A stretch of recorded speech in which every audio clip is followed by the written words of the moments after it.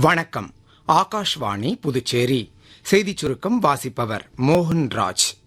5 நாள் பயணமாக இந்தியா வந்துள்ள செஷல்ஸ் அதிபர் டாக்டர் பேட்ரிக் ஹெர்மனியுடன் இன்று புதுடெல்லியில் பிரதமர் திரு நரேந்திர மோடி பேச்சுவார்த்தை நடத்தவுள்ளார்.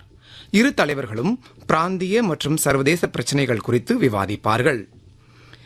ஜப்பானின் பிரதிநிதிகள் சபை தேர்தலில் வெற்றி பெற்ற அந்நாட்டு பிரதமர் திருமதி சனே டக்காய்ச்சிக்கு பிரதமர் திரு நரேந்திர மோடி வாழ்த்து தெரிவித்துள்ளார். இதுகுறித்து தமது சமூக ஊடக பதிவில் உலக அமைதி, நிலைத்தன்மை மற்றும் செழிப்பை மேம்படுத்துவதில் இரு நாடுகளும் முக்கிய பங்கு வகிக்கின்றன என்று தெரிவித்துள்ளார். தேர்வு குறித்து மாணவர்களுடன் பிரதமர் திரு நரேந்திர மோடி கலந்துரையாடும் பரீட்சா பே சர்ச்சா 2026 நிகழ்ச்சியின் 2ஆம் பகுதி இன்று காலை 10 மணியளவில் நடைபெறவுள்ளது.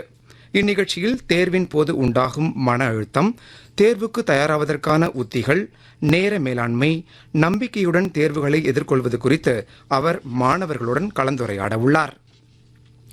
வருமான வரி தொடர்பான வரைவு நெறிமுறைகள் மற்றும் விண்ணப்பங்கள் குறித்து பொதுமக்கள் தங்களுடைய கருத்துக்களை தெரிவிக்குமாறு மத்திய அரசு கேட்டுக் கொண்டுள்ளது.